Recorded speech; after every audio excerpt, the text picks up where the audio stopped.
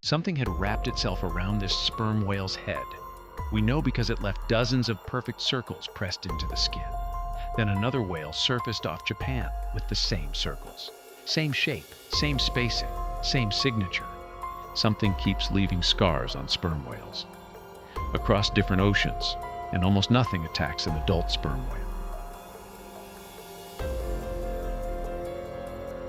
At first, the circles seemed to identify the attacker, but another whale returned with a wound that animal could not have made. The circles were only the first clue. For years, marks like these were cataloged as ordinary damage. Then researchers compared the photographs. The same geometry kept returning across oceans. That changed the question. Not what happened to this whale, but what keeps leaving the exact same mark. Ocean after ocean. The most common pattern was a chain of perfect circles, sometimes a dozen or more, across the head, the jaw, and the shoulders. Look closer, and there is more structure than at first appears. The circles repeat at almost identical distances from each other, a chain, not a scatter. Researchers compared the pattern against every known predator. Nothing matched. Then a second image was placed beside the scar photographs, a close-up of something circular, hard-edged, lined with tiny serrated teeth. Another ring sat beside it, the underside of a giant squid's arm.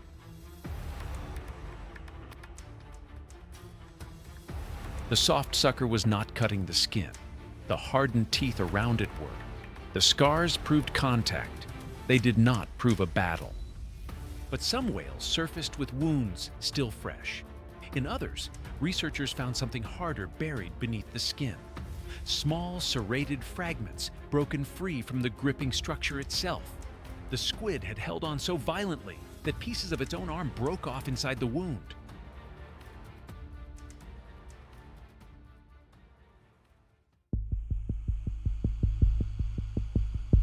The fragments proved a fight. They didn't prove an ending. Inside sperm whale stomachs, researchers kept finding squid beaks, hard enough to survive digestion, intact. Line the evidence up. The scars show where the squid gripped. The fragments show the grip turned violent. The beaks show how those encounters tended to end. Long before anyone filmed a giant squid alive, this was how scientists reconstructed its existence. Not from a sighting, from what a whale carried back to the surface. Scientists appeared to have solved the scars. The circles identified the animal. The fragments reconstructed the struggle. The beaks revealed the winner. One suspect, one complete explanation. Then researchers found a wound the giant squid could not have made. No repeated circles, no serrated ring, no sign that anything had wrapped around the whale at all. Just one wound, a single, clean crater, as if something had pressed a cookie cutter into the skin and lifted a plug of flesh straight out, removed a single piece of flesh, and escaped. Not a giant, not an animal capable of overpowering the whale.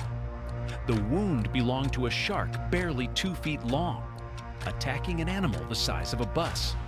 It did not win a fight. It never started one. The cookie-cutter shark approaches in darkness, attaches to the skin and twists, pulling away with a plug of flesh and leaving behind that same clean crater. The whale survives. The shark disappears back into the dark it came from.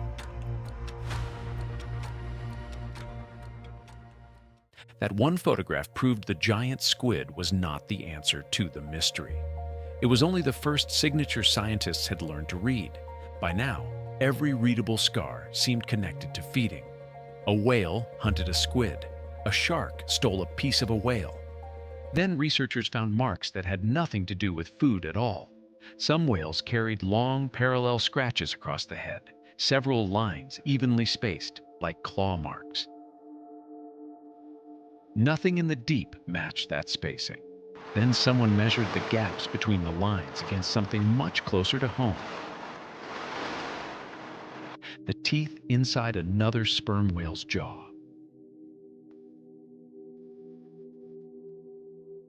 The spacing matched. These scars had not come from a hunt. The deep had not only recorded who hunted whom, it had recorded conflict between the whales themselves. Some whales carried all three signatures at once. Old sucker scars faded pale across the head. A healed crater along one side.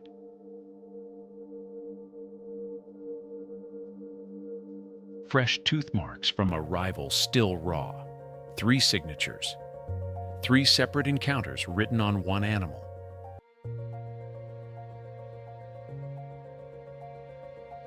The whale was no longer just the subject of the investigation. It was the record. And researchers had only learned to read part of it. Pale circles marked the oldest encounters. New wounds were still dark. Some scars crossed directly over older ones. One event written on top of another. Its skin had preserved a timeline no camera had captured.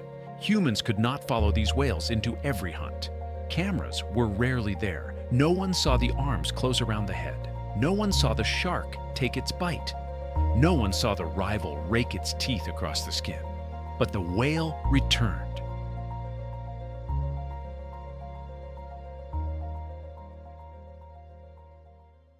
It did not bring back footage, it brought back evidence.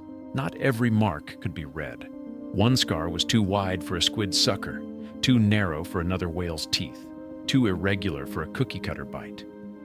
Researchers could measure it, photograph it, compare it against everything known to leave a mark on a sperm whale.